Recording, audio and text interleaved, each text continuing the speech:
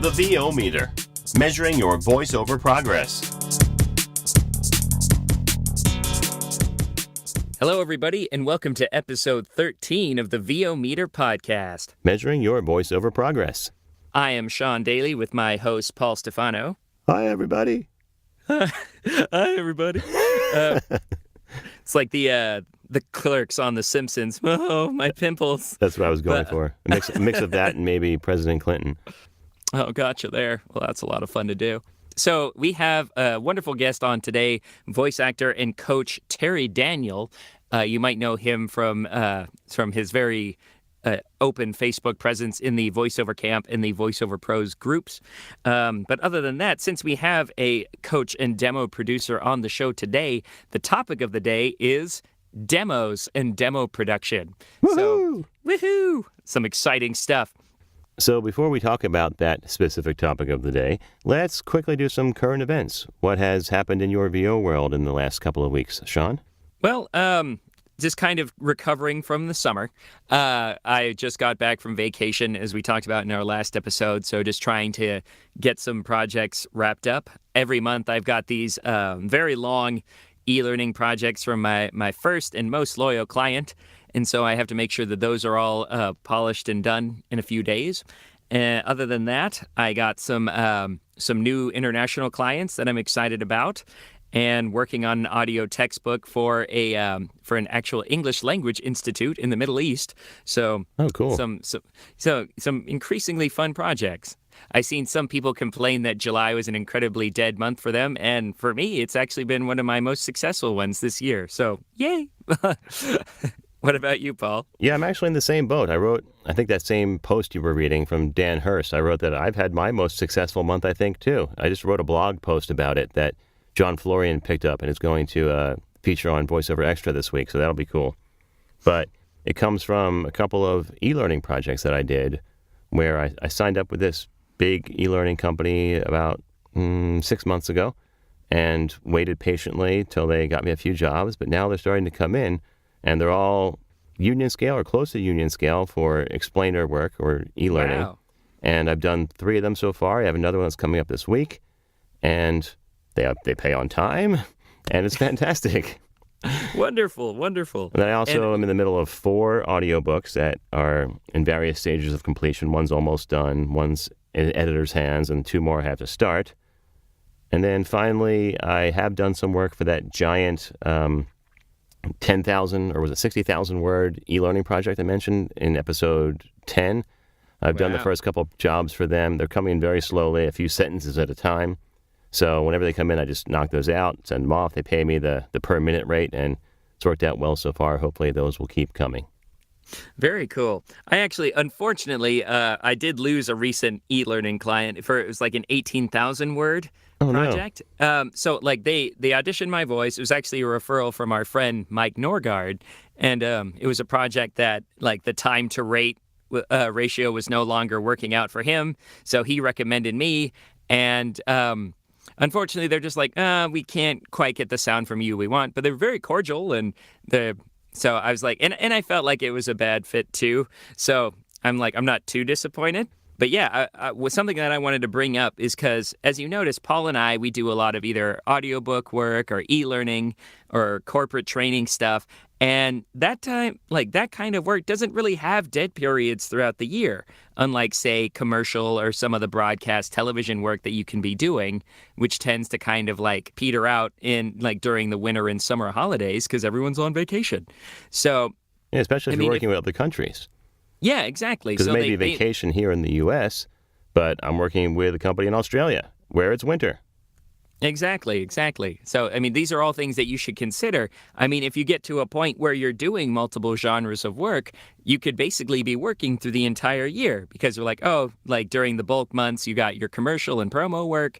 And then during the quieter ones, you can work on your longer e-learning or audiobook stuff.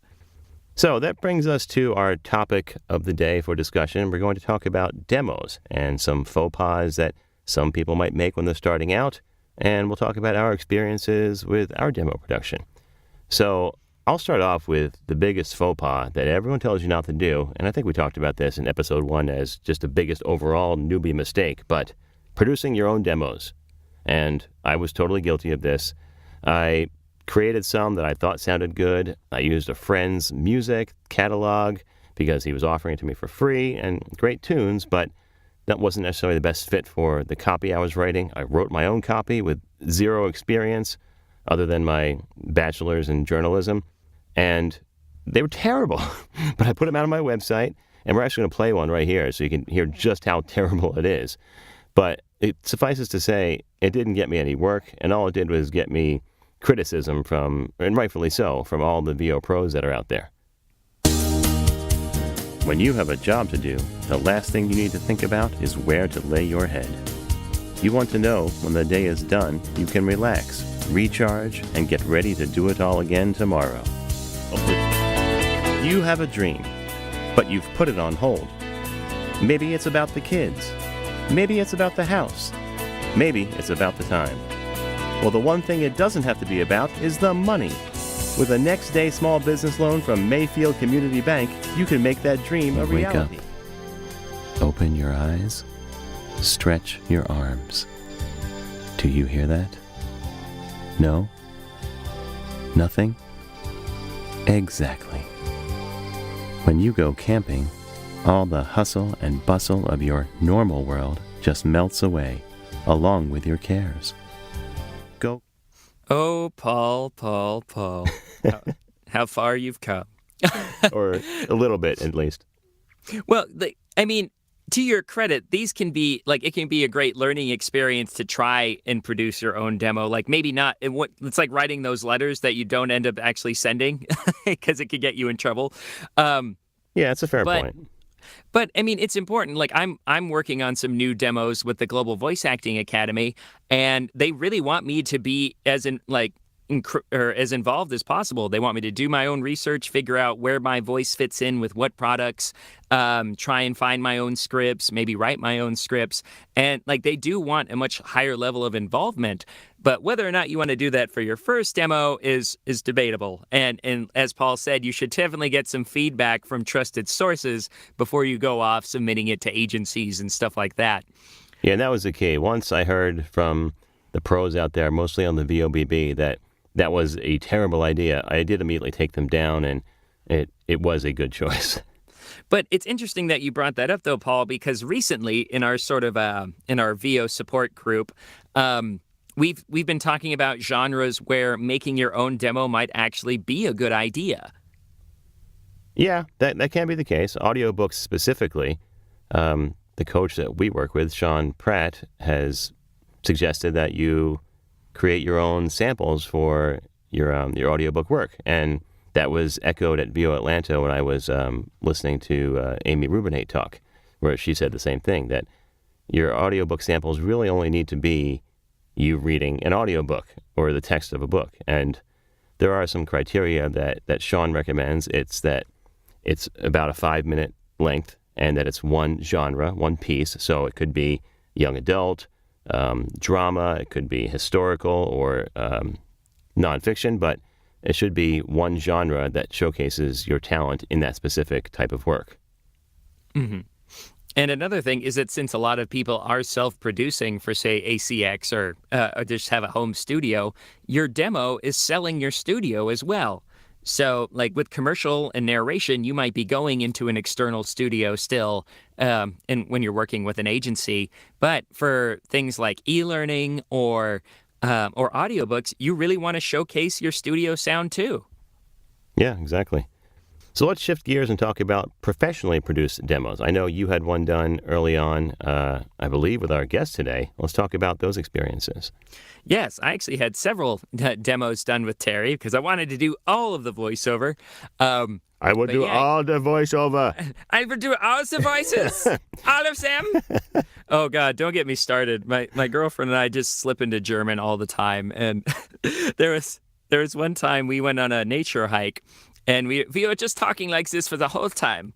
And then when we got to the top of this beautiful, it's called Moana Falls, we heard we were eavesdropping on some people talking behind us, a couple of tourists. And it's like, so where are y'all from? Oh, we are from Germany. And it was like, oh, God. I hope they didn't hear us on the way up. But anyway, so I wanted to do all the voices, and I talked with Terry, and I was like, I want a commercial demo, I want a narration demo, I want an audiobook, and I want a telephony or IVR, and he hooked me up with all of them. But and that was about 4 years ago. We worked together for about 6 months. And then I actually told him, like, you know what? I think I'm ready for a demo. And he's like, you know what? I think you are. So Cool. as I mentioned later in the interview, I actually traveled home to the States to visit my family. I was still in Japan at the time, and then had booked a local studio from there. That way, it was a lot easier to coordinate schedules, and I could communicate better with the engineer and didn't have to use or Japanese. And and Terry didn't have to try and navigate the Japanese at all, which I'm sure he appreciated. But And how did that work out for you? really, really well. And like I said, this was almost 4 years ago. And depending on what circles you inhabit in the voiceover realm, people will recommend different amounts of time before you should update your demos. Some people say once every 3 years, some every 2, every year. I've heard as often as every 6 months. Wow. Yeah, I mean, if you can afford it, you want the most current content you can get that really showcases your ability. But honestly, I'm still booking work off of my demos from 4 years ago. As long as it showcases your abilities and it sounds like you, why change it? Awesome. My first professionally produced demo was done with Edge Studio, and that was as part of their training program where there was a package deal, and there was a set amount of weeks where you were doing classes and then individual coaching with some of their coaches privately, and that was to be determined how many sessions you had until they thought you were demo ready. So once that was done, we did the demo. I went to a professional studio in Washington, D.C., and they recorded it for me there with a phone patch into Rachel Butera, my coach at Edge, and mine came out great. It signed me to my first 5 agencies. Wow. They seemed to love it, and I had a really great experience there. Now, the one thing I want to caution against is that in that sort of environment where you have group classes and a predetermined time where you're going to produce your demo, you want to be careful that you're ready, because I have heard people have bad experiences with that type of environment where they felt like they were pushed out the door because they weren't ready. Now, in my case, similar to what I did with Terry, which we'll talk about in a second, I was champing at the bit. I was ready to go. I was studying all the time, practicing as much as I could, and I thought I was ready. And I pushed that process along. And I also made sure that I was heavily involved in the process. I think that's another problem that sometimes people have, especially if they're brand new. They feel like they shouldn't put in any input because what could they possibly provide to these, professionals up on high that must know better?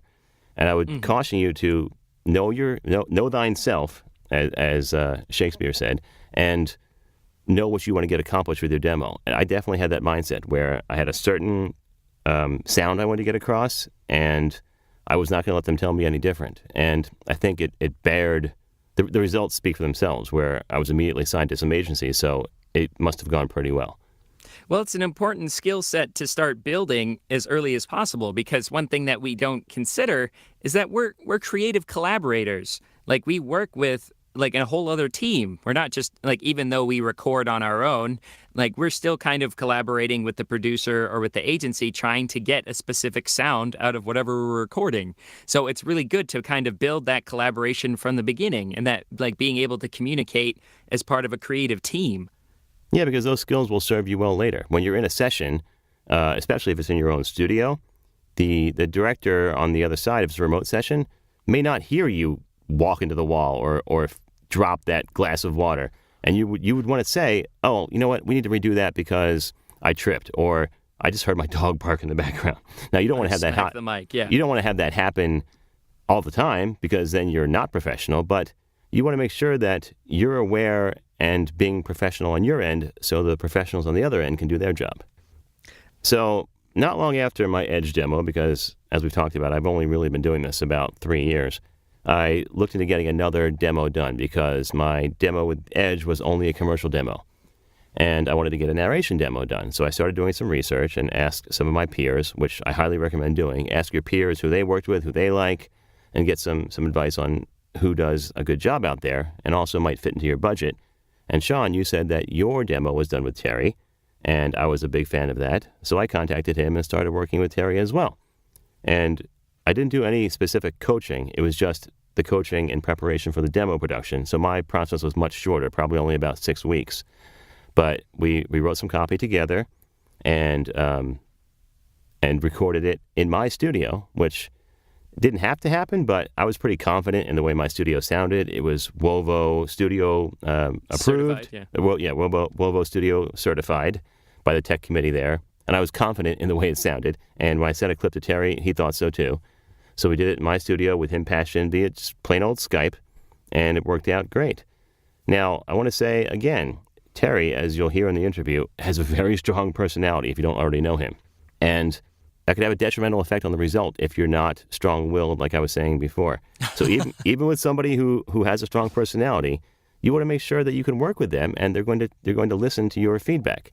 Now, it turns out Terry is really receptive to feedback. So I had a script that I wrote myself. So there was, I think, 4 clips. He wrote, or 5 clips. He wrote 4 of them, and I wrote the last one. And it was because it was an Edgar Allan Poe piece. And a lot of my work is based on sort of a low, dark, creepy voice. I've done a lot of horror audiobooks. I've done some character work where it's a creepy serial killer.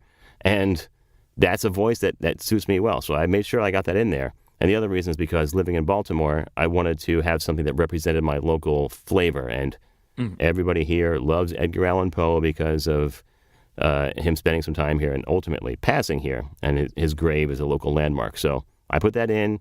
At first, Terry was like, I don't know about that. And I said, no, we're doing it. And we did it. I thought it was one of your strongest spots.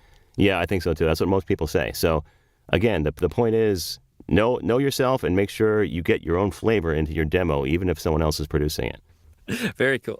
And so kind of going off of that, like really having your own input, like I was saying, I'm working on 2 new demos with the Global Voice Acting Academy right now, a new commercial and new narration one, because like we were saying, every now and then it can be important to try and reevaluate, see if it's still if your demo is still the best representation of your current skill set and talent. And my friends and coaches over there, Christina Malizia and David Rosenthal, were like, yeah, this is good, but it doesn't showcase your whole, like, enough variety, and it doesn't showcase your full abilities. So that was the main reason why they would encourage me to make another one. Right now, like I said, like I had a lot of help from Terry for my previous ones, but this one, it's just like, you really get what you put in, because it's like they really want me to have a much higher ownership of these demos. So Christina was very helpful. She sent me a couple of talent who she thought had a similar kind of voice and style to me. She's like, study all of their work, listen to their demos, figure out what kind of products they're marketing for, figure out what kind of products you want to do. And then, like, nowadays with the internet, it's so easy to just research commercials. I mean, we have YouTube. You can literally just do like BMW commercial, like 2017 commercial, and see what they're doing right now. Or another popular one is iSpot.tv, which is where it's pretty much just like all commercials all the time. And you could even like learn about who voiced a spot or who produced a spot. And just learn about, like, you can learn so much more and be so much more involved in the process. It's a little intimidating, not going to lie, but it's also very empowering too. And I know that when we're done working on these, they're just going to be amazing. So, before we get started with Mr. Terry Daniel, we will actually have a VO Meter Schtick from a mutual acquaintance, Mr. Rob Marley. No, not the reggae musician. This is voice talent and blogger Rob Marley. He's got an incredible blog and a wonderful free ebook that you should definitely check out. But before you do that, why don't you listen to this episode's VO Meter Schtick?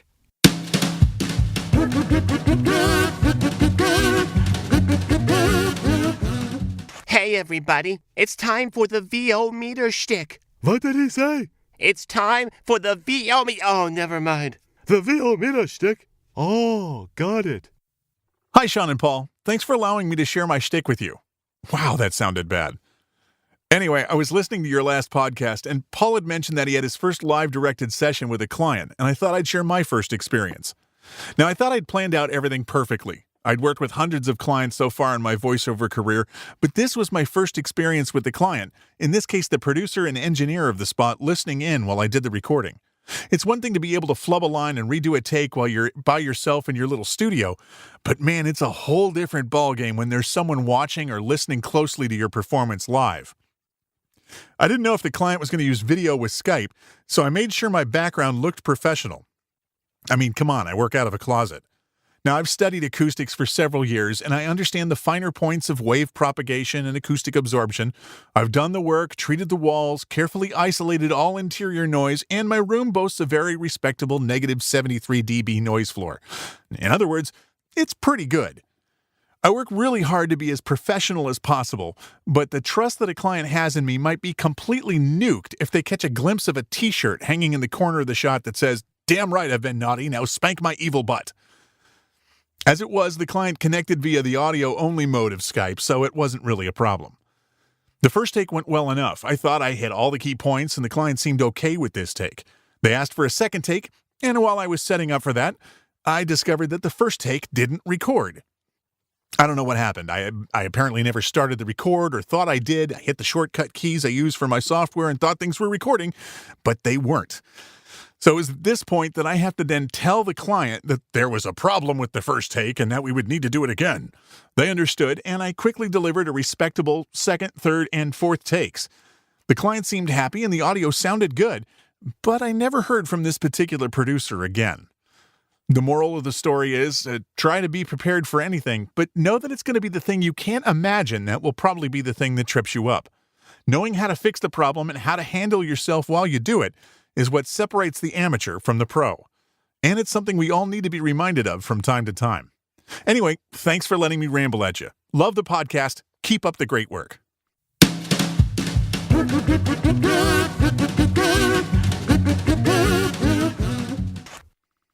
Okay, so now we are pleased to welcome our guests for this episode.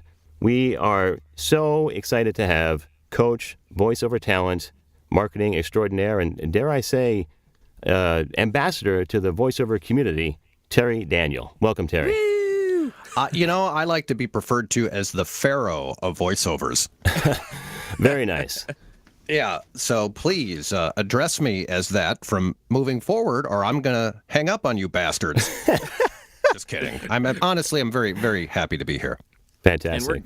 We're very excited to have you. So, Terry, let's jump right into it. I'm sure people are wondering, who aren't familiar with you, how exactly did you get started with voiceover? This is a true story. My parents, this is going to make me sound like a real dinosaur. My parents bought me a Donnie and Marie microphone when this is the latter part of the 70s. I'm probably about maybe 9 or 10 years old when this is happening. And this is like Mr. Microphone. This is where you put the battery in, you turn on the mic, and you find that empty frequency on your FM dial, and then you can kind of sing and talk through. I mean, go look up Mr. Microphone commercials on YouTube. It's hilarious. You'll watch it 10 times in a row because it's hysterical. I had one of those, actually. Really... I think we're close to the same age, and I had one as well. I would put on concerts for my parents, and it was just brutal. I would try to sing like the entire album from like Paul McCartney and the Wings. Nice. I would sing Terry Jacks, that depressing freaking song, Seasons in the Sun, which I believe was it was very depressing. And man, I was one screwed up kid. And that's kind of how I got started because, I had a microphone in my hand and I really haven't put it down since because after that, that's when I kind of got into radio and I started, just a quick funny story with you guys, in the, about 18, 19 years old. We all had like those silver Panasonic boom boxes. I would record commercials off, various shows, and then I would practice along with the commercials. Then on television, I would record the TV spots, in between the Love Boat and the Dukes of Hazzard, with my Montgomery Ward's video cassette recorder. And I would practice along with those commercials.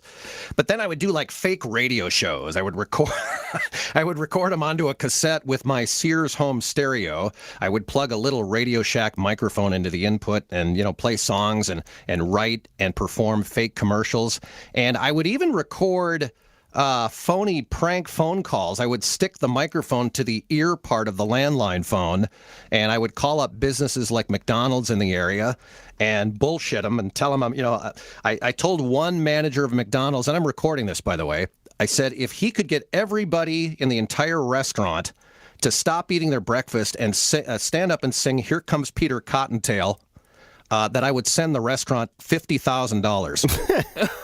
And I'm pretending like I'm this hot DJ in L.A. Hey man, this is Chuck McCann from K-Rock L.A. And then I would have him go do something really stupid, and this guy did. You could actually hear him slam the phone down, and you could hear him in the restaurant area coaching people to stand up. And you could literally hear about 30 people sing "Here Comes Peter Cottontail."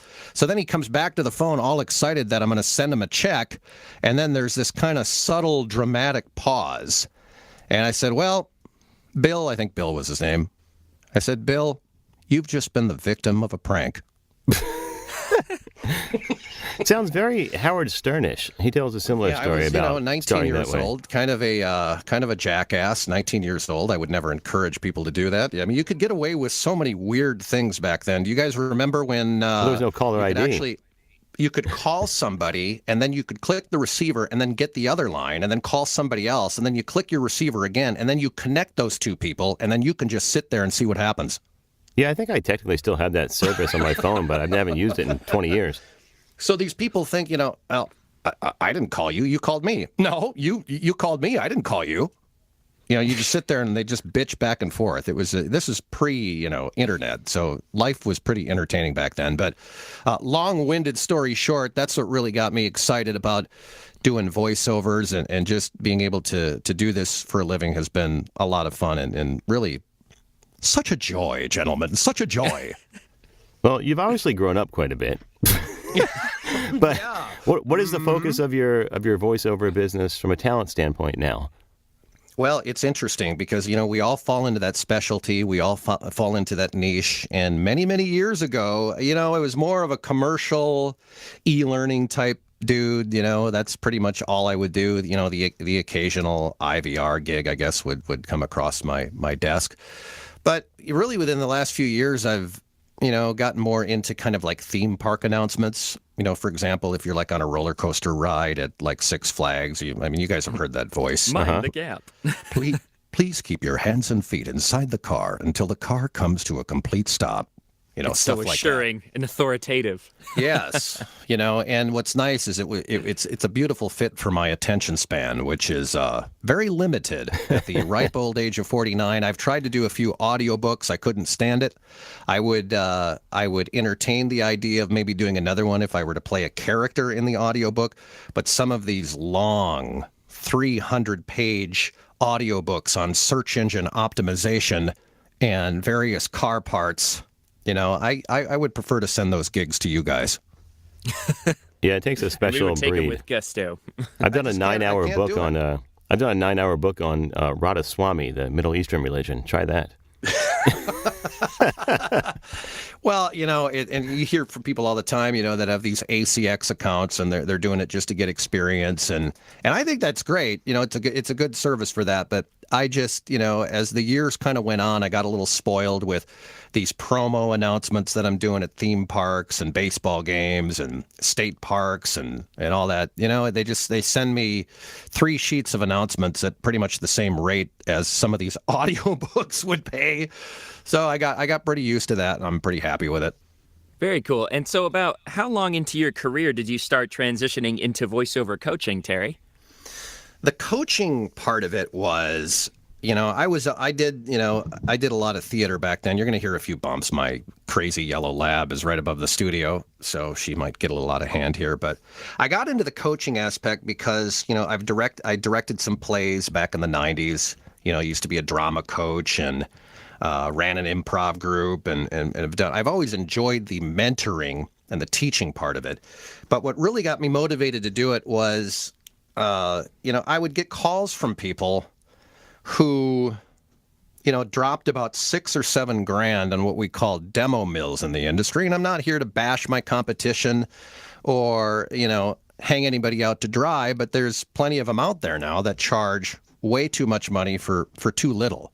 Everybody's reading from the same scripts. Everybody's demo sounds the same, and you're really more of a number than a person. It really broke me when somebody called me, and literally, this is not a joke. They started weeping because they had paid like $5 or $6 grand, and this coach or program, they promised her stardom, and they filled her head with all these empty promises, and I just got kind of tired of it. And I'm like, you know what, I'll start taking a few students here and there and just kind of showing them what worked for me when I launched into this full-time many moons ago. And it's just a straight up mentorship program. I've tweaked it obviously a few times since, but that was really the birth of Terry Daniel, the voiceover coach.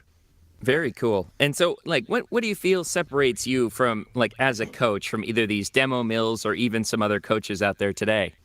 Well, I'm not much of a smoke blower. I'm a pretty candid person, as you guys have known me for a long time now. And, I don't really mince words in Facebook groups or anything. And honestly, I've put my foot in my mouth a few times because of it. But, you heard my story when I was young and doing the prank phone calls and just being kind of the class clown. I mean, that certainly hasn't changed. But the only, part of the reason... What was the question again? See, I told you, ADD voice talent. I warned you guys. He's got his prescription right there, folks. It's real. All right. It's been confirmed. The separation thing, I think it's because I'm real. I don't try to... I love the teaching end of it, but, I'm not teaching science. I'm not, I'm not one of those big grouchy history teachers that you had in high school. I take it seriously to a point, but we have a lot of fun with it. It's very candid training. I think it's people have gotten a lot out of it. At least that's what they tell me. And I think that's just the separation, is because I treat people as an individual and I try to find a niche for each person, as opposed to, inviting 500 people into a weekend, seminar and then forcing them into a studio that Monday morning to do a demo. My God, I think even some of the top tier talents in the country aren't going to be ready for a demo that quickly. So mine's a little more of a, drawn out mentorship where we just kind of keep working until I feel that they're ready, until the talent feels that they're ready. There's a mutual understanding that, all right, you know what? We've been working together for 35 years. Okay, well, maybe not quite that many. Let's take the next step. But, I never like to pressure anybody. I'm like, okay, we got to get this done by then and this done by then, because we got to get you into the demo session by Thursday, July such and such. And all that does is create anxiety and tension, and people are a little more too keyed in on their calendar than just learning the craft and practicing. So I kind of take that off the table. That's what I was going to say. I mean, you're so just genuine when you work with people. Like, you don't put on any kind of teaching persona, and you're just incredibly flexible and relaxed and fun to work with. So I miss our old coaching sessions, Terry. You never call anymore. Well, Sean, I think speaking of which, I think Sean and I worked together back when I still did have the Donnie and Marie microphone. So I think, I don't even remember. I think, Sean, you and I, that was about 4 years ago. I think. Oh, was that only 4? Really? It felt like 14. Well, you were such a jerk to work with. I would have been 14 years ago. Don't rub it in. You were so high maintenance, and you were such a diva. No, I'm kidding. Well, Terry, talking about the way people approach the coaching and the demo production, do you feel that it's better to listen to what the coach or the demo producer says wholeheartedly, or do you feel that it's better to come with your own ideas and have sort of a give and take? Because I know when we did our demo, and it's been very successful, thank you very much. I appreciate all the help. I'm very happy about that. When we were working together, I felt like I was maybe pushing a little too hard, but I definitely had some ideas in my head. I tend to be a little stubborn. Do you find that that's a better style, where the person comes with their own ideas, or do you feel more comfortable when you're providing the direction almost wholeheartedly? Somebody like you, Paul, you had some experience, obviously, so you weren't super green. So I welcome ideas. And, when I work with people for the first time who have zero experience, sometimes they'll bring ideas, and it doesn't always work very well. As long as I can have some veto power, I definitely want it to be, an established, good working relationship. And it's never my way or the highway. A student might actually write, her own scripts. Now I have somebody to write the scripts because my programs have received a complete makeover. I've got a website designer, I've got a marketing person, and it's a little more than just Terry Daniel. It's there's other players involved as well as we slowly kind of get out this other program. But I'm always up for ideas. I think that's part of being a good coach, is being open to listening to creativity from the talent. Now, well, I'm the teacher, you're the student, so what do you know? It's not that kind of a relationship. And especially with demos, I mean, those are going to be very important to come up with scripts that not only are a good match for that person's persona and skill level, but to also come up with content that, matches with their personalities and their hobbies and interests, because you have to be engaged in the content that way. And there's just different methods that we use now. And back then, when I first started doing the demo thing, I was kind of learning as well. So I would do what a lot of companies did. Oh, let's just find some scripts online and we'll do that for your demo. That's no longer the case at all. That was a learning experience. And although there were some good demos that way, I didn't want to use the same scripts as, 15 other companies were using. So now when I do demos, all of the scripts are 100% originals. Awesome. Very cool. And do you ever turn people away for either coaching or demo production? Nope, I'll just take their money. No, I'm kidding. I just contradicted everything I just said in the last 20 minutes now with that stupid joke. No, I do turn people away. I don't exactly put them through like a Peter O'Connell entrance exam. Entrance? You know what? That's one of those words where it looks easy on paper and I can never say it in conversations. Entrance. I don't necessarily put people through an entrance exam, but I do have them read a few scripts, fill out a form, learn a little bit about, what they're able to do technically. And, you don't have to be perfectly technically sound to work with yours truly, but, you have to have a little bit of skill, let's be honest. And I do turn plenty of people away. I do get a lot of emails and phone calls from people all over the country and overseas. And it's a little bit of a process before we get started for sure. And then just wrapping up on the demo production, what percentage of people working with you would you say you're able to record from their personal studio versus making them either come to you if they're local to Minneapolis or go to a local studio where they are? It's a great question. More and more, Paul, you did it from your home setup, and that worked out great. It's getting to be more and so more. Wonderful. Yeah, I think it's getting more and more likely that they can record from their home setup. But I usually have to send, they'll send me a couple MP3s and I'll kind of dissect the audio a little bit. It's got to be A1. I might throw the MP3 over to a Cliff Zellman or a Dan Leonard and go, this sounds great to me, but I just wondering if I could get a second opinion because we're going to do this person's demo from their recording studio. And if it's not the case, I typically book somebody in a studio in their area and they patch me in. Sean, I think we did didn't we do yours in Japan or something like that? No, I actually timed it. So when I visited my home for Christmas in Washington, I found a local studio over there. That's right. Yep. So that way you were only like 3 hours ahead instead of like 18. Yeah, that was very helpful. So that was a perfect example of just recording in a studio in their area.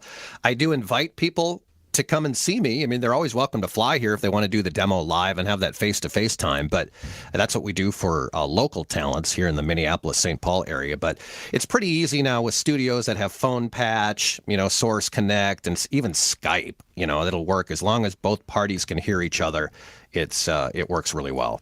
Yeah, it can certainly be tempting to use your own studio because it showcases the quality of audio you can come out with. But in the same vein, it's still so much to kind of to be the engineer and the assistant director and the talent. It's a lot to worry about for your first demo. I agree. And, that's the beauty of doing it in a studio is you have the coach, you've got the engineer that, to worry about all the audio. And I love doing it in recording studios for that main reason, for sure.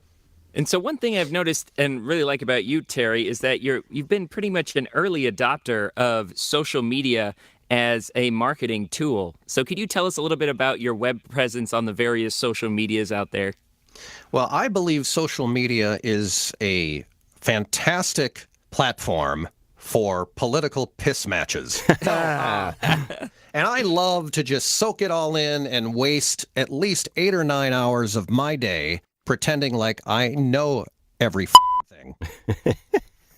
I'm sorry. Is this what? is this show rated PG-13? Because then I think I can get away with that. We might have to roll back that. We'll get that your tape. own Terry bleep. It's fine. Yeah. All right. No, serious answer.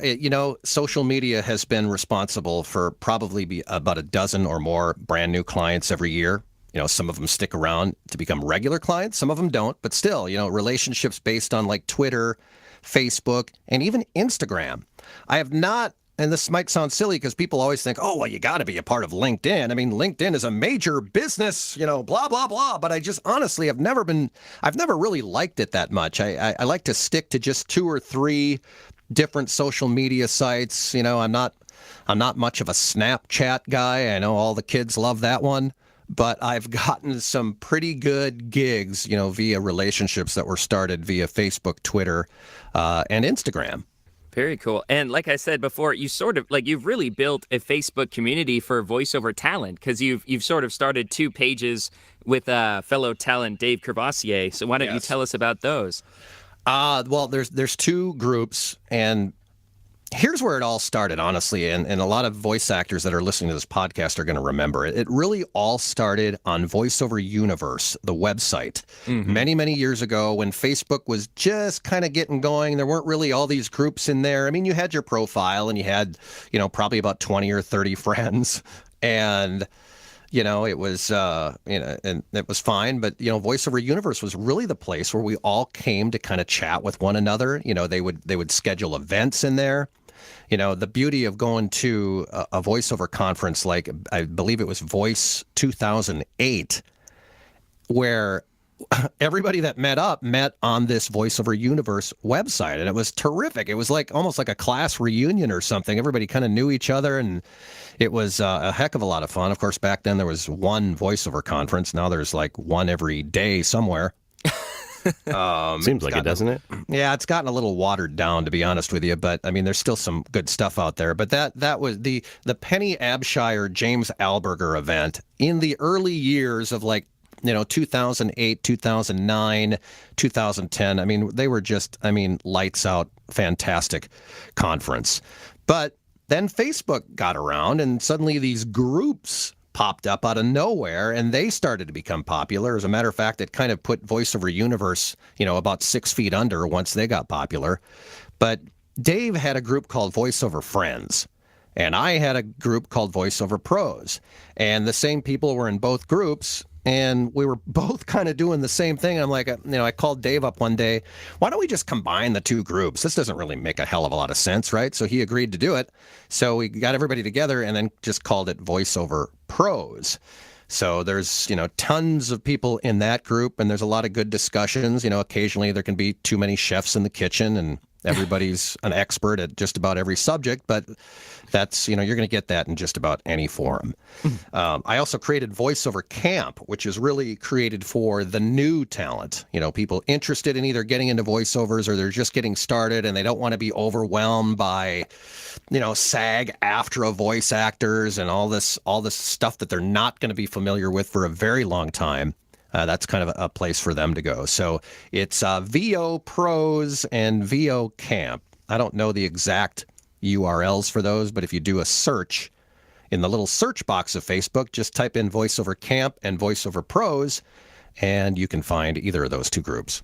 There's a search box? That's I know. great. Can you believe it? I never know the actual URL for these things, but people obviously find them because we get requests for people to come into those every day. And it's amazing because now I think there's about 100 voiceover groups out there, and that can get very overwhelming.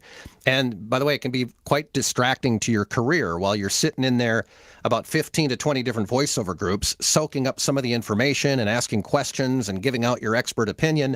Suddenly it's like 9 o'clock at night and you haven't done a damn thing.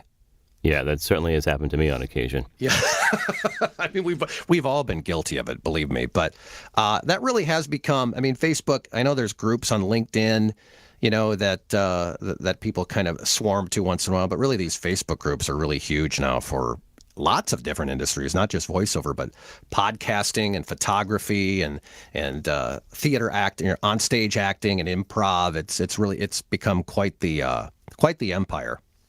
Well, speaking of podcasts, I would be remiss if I didn't mention your own podcast, which is where I was really introduced to you first, the Voice Over Cafe.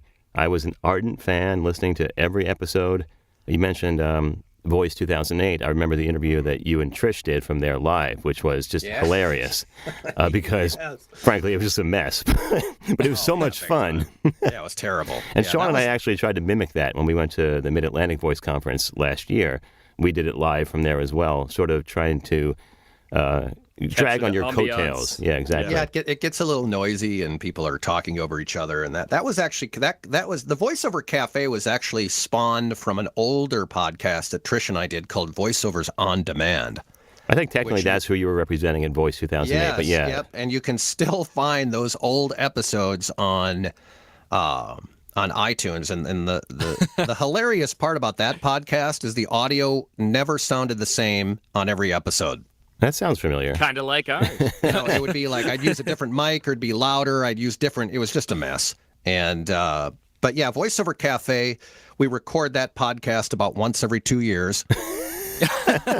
Because it's been so hard to get together when you're working with like 5 or 6 people, unless you all work together in the same office, it gets to be a little challenging. Yeah. Oh my God, yeah. So we'll definitely be back at it. There's no question about it. And it's voiceovercafe.org for that one. But I did create a mini podcast series for the voice talent with ADD, and that would be 95% of all voice talents. What? What do you say? It's called where? You can go to voiceoversermons.com, and the beauty of it, it's me rambling and ranting about stuff, but there's good information in there, and I think the longest one ever was like 10 minutes long. So that one does pretty well. It's just something you can kind of plug in and take a little lesson and be done with it by the time you get off the toilet. And I love your voiceover sermons because they're short and sweet, and like it either gives you a nice reminder of something that I had been failing to do in my own business or just new ideas. And sometimes it can kind of pick you up and you're like, oh, I'm not making any progress. I'm like, shut up and get back to the mic. And sometimes it can really get me into trouble. I'll give you a little story here. At one time, I bashed a talent agency here in town because they didn't sign me with the former owner. This is how it got started. The former owner was going to bring me in and add me to the roster, and it's decided at the last minute that I wasn't a fit for the agency. And I was kind of young and stupid back then because I let my ego get the best of me, and I started lashing out and sent them along. Drank a bunch one night and left a big, long, angry voicemail. This is like quite a few years ago now. Like almost one. Yeah. And then they have new ownership. And then I tried to get back in with the agency. And it's funny. And the funny part is they like the demos and it sounded like it was going to happen. So I go in and the new owner brings this up at the meeting. Oh, I'm like, wait a minute, what? So I understand there was that you did a little podcast episode, and I literally just shit my pants when she said that. Because I was not kind in the episode about that particular agency. I apologized profusely for it, regretted it, deleted that episode. So, I have been known once in a while to put my foot in my mouth. But it had a happy ending because they're a terrific agency. I get a few gigs every month from them. They've been very good to me. We had to start from scratch, and I had to kind of earn their trust, which was justified, really, after my horrible mistake of just teeing off without really thinking about it. And then it's really become quite a very, very positive relationship. Awesome. Well, Terry, as you may know, our podcast focuses mostly on the newer talent who are just starting out, and our focus is really to try to educate them on the stupid things we've done and maybe you've done as well to maybe sandbag their career and try to avoid those things before they get into trouble. What's some advice you can give to talent that are just starting out, either equipment or where they should go for coaching? What's the right path to start down so they eventually have a fruitful career? Well, you mentioned, let's start with the equipment because, if you're going to spend $200 on a USB mic, you might as well spend $400 on a really good mic. Mm-hmm. If you're really serious and passionate about it, spend the extra money. It will go a long way. USB mics, are good for on-hold messages and maybe a podcast or maybe, maybe an explainer video, but if you really want to get into more of the commercial broadcast work, it's gonna benefit you to buy that better mic. And I know that, even I used to say, well, just get a USB mic for a couple of years until you build up your clientele. I used to say that many, many years ago, and I'm like, you know what? You could get a Rode NT1A for like $200 more. It sounds incredibly better than like an AT2020 or a Samsung or an MXL or one of those mics. So, not to really put the cart before the horse, but you should definitely learn how to read a script before you start buying equipment. But, if you're going to buy a microphone, what's an extra $200 if you're truly passionate about doing this? So speaking of, what are some other kind of shortcuts that you see newer talent trying to take that really just why won't they listen?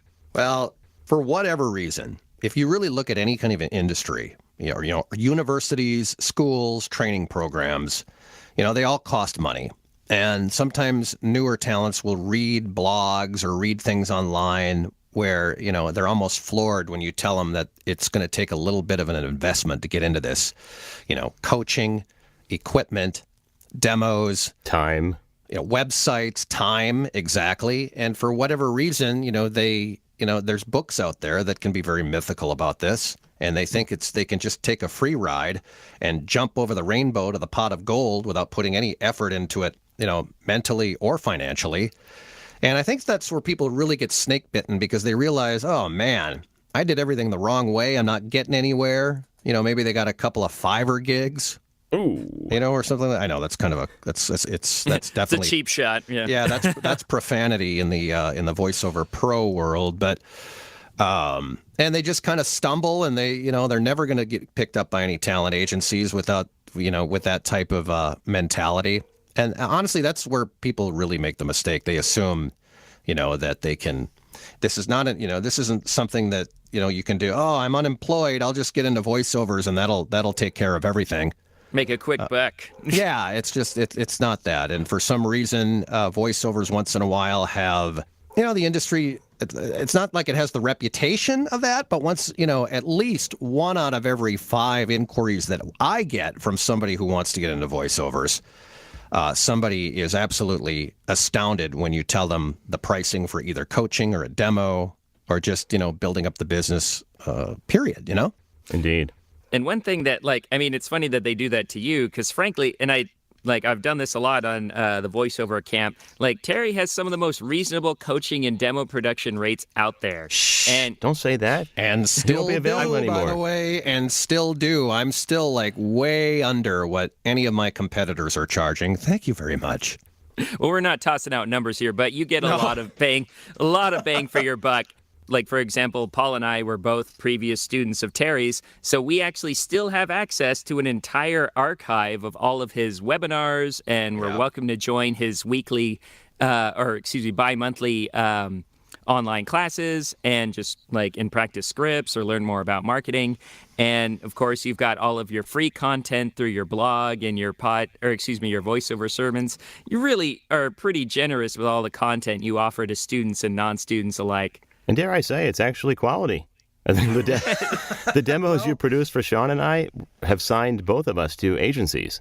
Oh, that's across the world. That's really good to hear. And I started to kind of branch out a little bit on the programs. I've got an excellent copywriter. I've got a couple of other coaches that are kind of that I'm kind of honing into my big program that I've just recently it's kind of a soft launch, but and even a website designer, because if you really think about it, people tell me that they like my programs.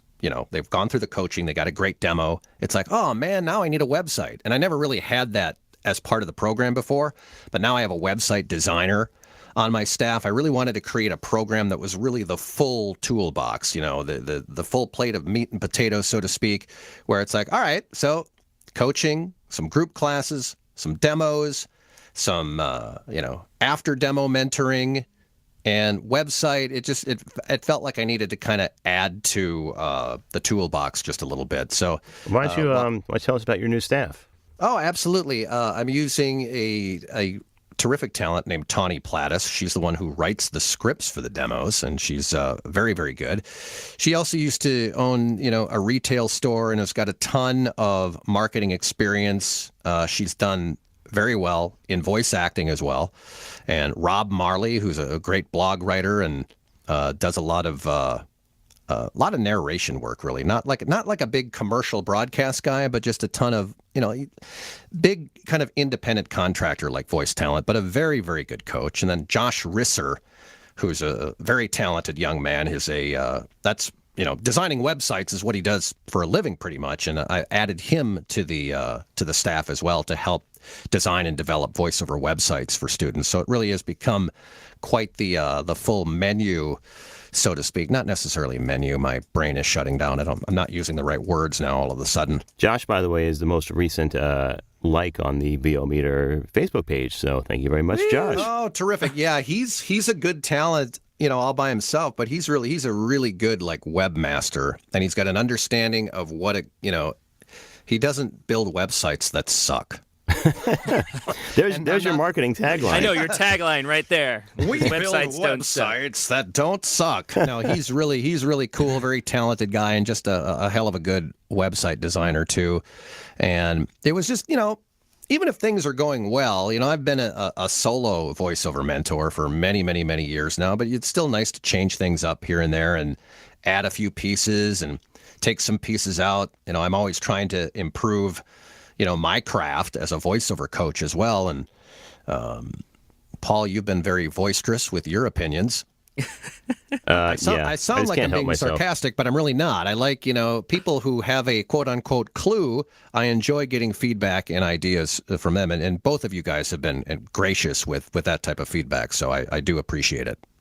Yeah, well, we were inspired by you, and it's the whole reason we started this podcast, among others. But to give back to that community, to some of the knowledge that we've gleaned from all the successful pros like yourself. Well, I appreciate that, and this is episode number. You guys have done pretty well with this podcast. This is lucky 13. Yeah, this is number 13. I know there's people, and Rob Marley actually. Paul, you told me that you were doing it, but then Rob Marley told me about it, thinking that I didn't already know about it, and he was a fan really ever since the first couple of episodes. You guys are kind of, newer in the industry. You don't try to pretend that you're an expert at everything. You're kind of like new guys who are trying to find your way through the voiceover world. You're very real. You're very genuine. You're not a narcissistic elitist. It's not your way or the highway, and, you don't... never mind. I was going to rip on a couple people, but forget it. Well, like you were, no, I'm just kidding. Like you were saying, we don't blow smoke. We just kind of want people to know the reality of getting involved in the business if it's something they want to do. So absolutely. And I will tell people who are listening to this, it's and I wrote a blog on this recently, and maybe even did a sermon on the same blog. It's just that there are so many different opinions out there, and there are so many chefs in the kitchen when it comes to voiceover advice. So make sure that you're getting advice from all over the place, not just like one voiceover group, because I've heard people that, well, what's his name said that in this group, so I'm going to just go ahead and be an auto mechanic instead, and it's somebody that just wants to give up. I'm like, in this day and age of forums on Facebook and LinkedIn, people are going to have about 150 different opinions on the same subject. And you really have to just dig deep and really do your research and not base everything on what one or two people say. Yeah, it's a valid point. And to be certain that most of the community will help if asked, as long as you're respectful about it. You're right. It's a very, very helpful community. There are people out there that kind of troll new talents, and they like to just tell them what idiots they are, and there's just no place for that. I see this stuff in these quote unquote professional voiceover groups. I'm like, who the hell is this guy? You got a guy who's got about a year of experience going into 25 different voiceover groups and spewing out a bunch of bullshit to people. Wait, are you talking about me? When they have no idea what the hell they're talking about. And honestly, if you're really that successful, you probably don't have 8 or 9 hours out of the day to give people advice. Well said. Sage advice. Well, Terry, put that in your AT 2020 and smoke it. Well, Terry, it's been such a pleasure. We've been waiting for this for such a long time. Oh, that smells good, Sean. Well, I am in Washington, but... Oh, nice. That's true. Oh, that's true. That's true. I'm sorry, Paul. I was trying to wrap up in a nice little way. But anyway, So was I. But it's been a pleasure. We were so happy that you said yes to come on. We have admired your work and benefited from your coaching for so long. It was really great to have you on. My pleasure, guys. I'll come back anytime. This is a lot of fun. I appreciate you having me. So before you leave, Terry, what's the best way to get a hold of you if people just want to ask you questions or get some coaching? Well, I like it when people come to my door and knock. No, I would say, you can hit me up on Facebook. I'm easy to find.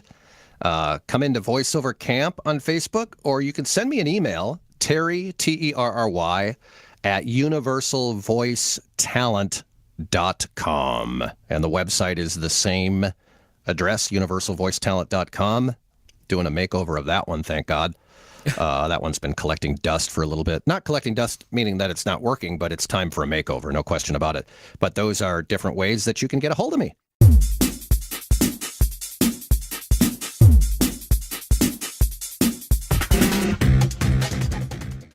And we're back. Man, isn't he just sound like a guy you want to have a beer with? Thank you so much, Terry. Learned so much and had a blast talking with him.